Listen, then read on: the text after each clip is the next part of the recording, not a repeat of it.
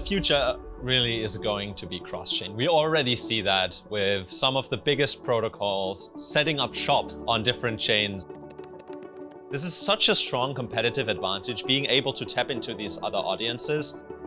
There's going to be no way for a protocol to reach the same size and grow as much without being truly cross-chain. I'm Hendrik. I'm a director for the Wormhole Foundation, where I had a lot of the strategic and development efforts for the protocol. The blockchain world, we can imagine as each individual blockchain is like different cities. These cities are not interconnected with each other. There's no roads.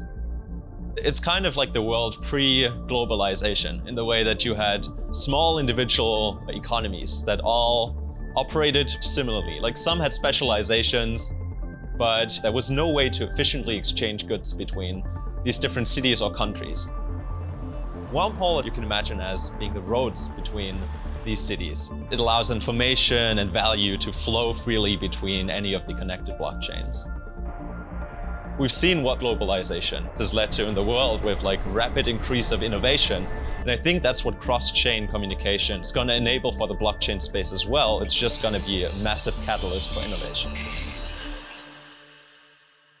A lot of people think Wormhole is just a bridge, but there's a lot more to it than that.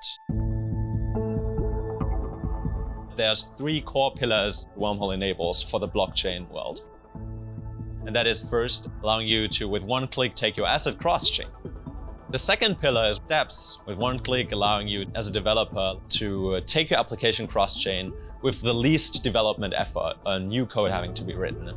Third thing is taking data cross-chain, making data freely flow between chains and available to everyone.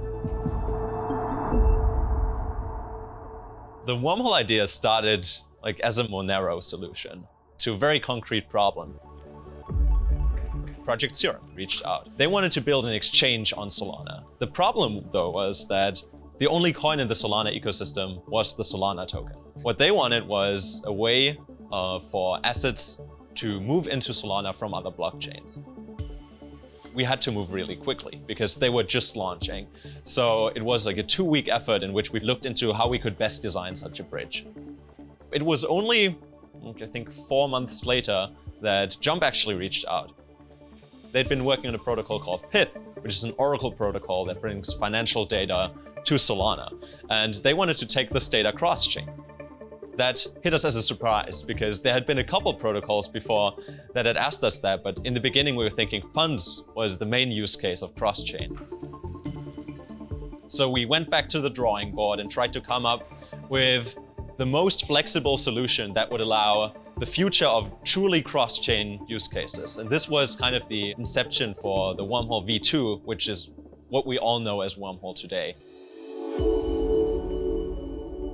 In my head, Wormhole is going to be the most trusted and fundamental piece of infrastructure that everyone will rely on.